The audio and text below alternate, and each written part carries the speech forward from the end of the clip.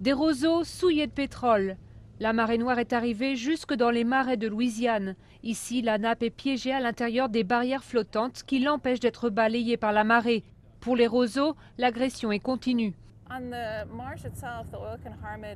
Le pétrole fait des dégâts à la fois physiquement et chimiquement. Chimiquement à cause des hydrocarbures et des produits chimiques toxiques qu'il contient, et physiquement parce qu'il asphyxie les roseaux.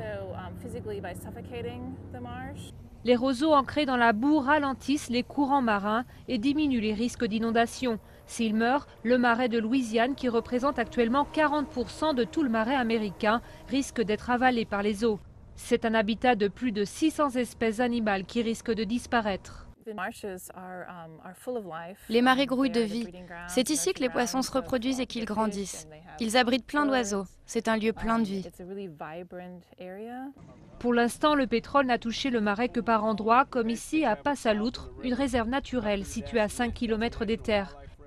Au large et sur des kilomètres, on trouve ces particules rougeâtres, le résultat des dispersants chimiques pulvérisés par BP pour dissoudre la nappe de brut. Une solution très critiquée par les organisations écologistes qui affirment que le pire dans cette marée noire, c'est ce qu'on ne voit pas. La plus grande partie de la nappe est cachée sous la surface. Donc ce que voit le public, ce n'est qu'une fraction de ce qui se passe. Les poissons se retrouvent dans une eau contaminée par le pétrole et les dispersants. Ils sont durement touchés. Et on parle ici de la moitié de nos crevettes et de nos huîtres, d'un tiers de nos crabes bleus et de 25% de tous les poissons pêchés aux États-Unis.